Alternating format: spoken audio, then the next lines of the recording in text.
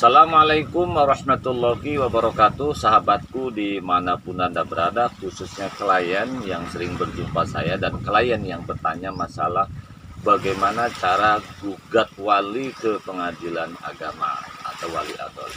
Sahabatku dimanapun Anda berada, kalau wali itu sudah jelas tidak adanya, meninggal dunia atau putus tidak bisa diketahui 100%, itu tidak sulit.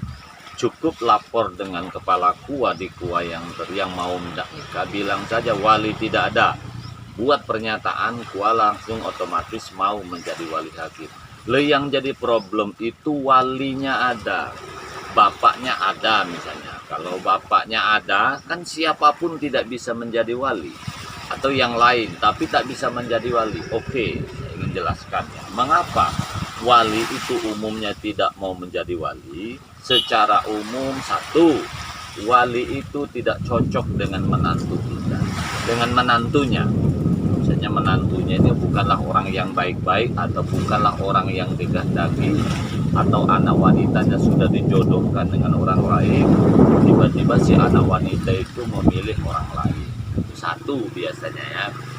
Ada orang tua cocok dengan menantunya, tetapi tidak cocok dengan pemberiannya, yang biasa dengan disebut jujur ya, dalam istilah Sumatera Selatan atau Panai di Sulawesi Selatan dalam adat Bugis. Itu juga yang kadang-kadang menyebabkan wali tidak mau menikahkan. Pemberian tidak cocok, maka wali tidak mau menikahkan. Ada kalanya wali tidak mau menikahkan kita anak wanita itu biasanya karena wali itu ada masalah besar dengan emak kita. Biasanya sudah terjadi perceraian, ya mungkin terpisah jauh, caci maki. Misalnya ibu kita mengatakan, aku bisa menikahkan anak wanitaku tanpa dirimu, nah gitu ya. Biasanya wali seperti itu kemudian malas berhubungan dengan orang tuanya, orang dengan ibu kita, yang kemudian dampaknya anak wanita yang jadi korban tidak mau menikahkan anaknya. Oke, tapi saya minta kepada wali ya, jangan siksa anakmu kalau sudah menemukan jodohnya dengan menggantung walinya. Kalau masalahmu dengan istrimu, mantan istrimu, masalahmu wahai wali dengan mantan istrinya atau dengan emak kita sebagai anak wanita, itu urusan pribadi. Jangan sampai anak jadi korban persoalan orang tua.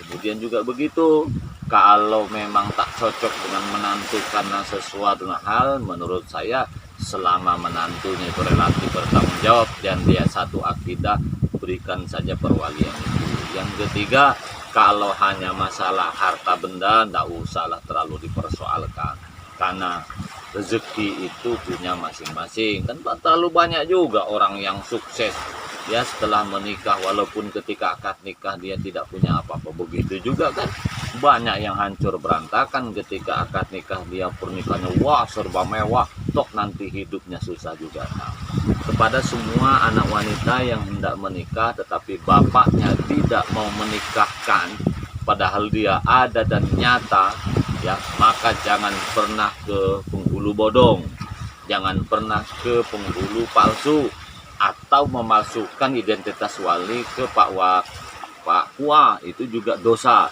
Bagaimana memasukkan identitas wali? Misalnya menggunakan wali palsu, dibawa ke Pak Kua, maka Pak Kua oh iya aja padahal wali itu wali palsu.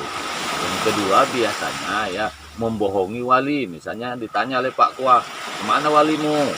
Wali saya sudah mati Pak, masih merokok di kampung kita. Itu tidak boleh.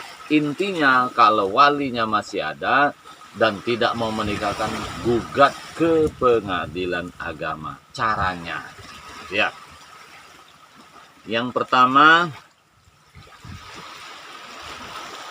harus membawa asli KTP di mana tempat kita akan menikah, dan ada satu rangkap fotokopi KTP ya pemohon ukuran kertas A4 di Nagezelen, dicap kantor pos. Yang kedua, surat permohonan. Jadi pengajuan itu rangkap 7 dibuat sendiri disertai soft copy, flash atau CD. Kalau kita tidak bisa membuatnya, bisa dibantu dibuatkan di ruang pos bantuan hukum di setiap pengadilan agama ada itu. Yang ketiga, surat pengantar rikua. Yang keempat, membayar biaya panjar sesuai dengan radius ya, kua dan radius kecamatan dengan pengadilan agama itu sendiri. Saudaraku, dari sesuatu ketentuan ini saya simpulkan 3 saja. 1. Kita membawa KTP di mana kita tempat tinggal dan di mana pengadilan agama itu diajukan. Contoh, kalau kita mau ngajukan di Batam, ya pengadilan agama Kota Batam. Seperti itu ya. Yang kedua, ya, membawa surat pengantar dari KUA. Nah, surat pengantar KUA dulu, jadi artinya ke KUA dulu. Setelah ke KUA, lapor, nanti Pak KUA akan berikan pengantar. Biasanya Pak KUA tentu minta NA dan segala macam ya. Kemudian nanti membuat pengajuan permohonan, alasannya apa saja. Kalau kita tak bisa buat, datang saja ke pengadilan agama. Nanti pengadilan agama akan mengarahkan ke pos bakum, pos bantuan hukum. Tentu ada biaya, biayanya setiap PA, setiap kecamatan beda-beda. Karena keputusan ketua PA dipastikan dalam satu kabupaten, dalam wilayah kerja PA itu sini beda-beda tergantung wilayah atau jaraknya. Saya kira itu saudaraku, khusus kita yang sebagai wali, kalau memang ada anak mau menikah, jangan halangi dengan persoalan yang sepele.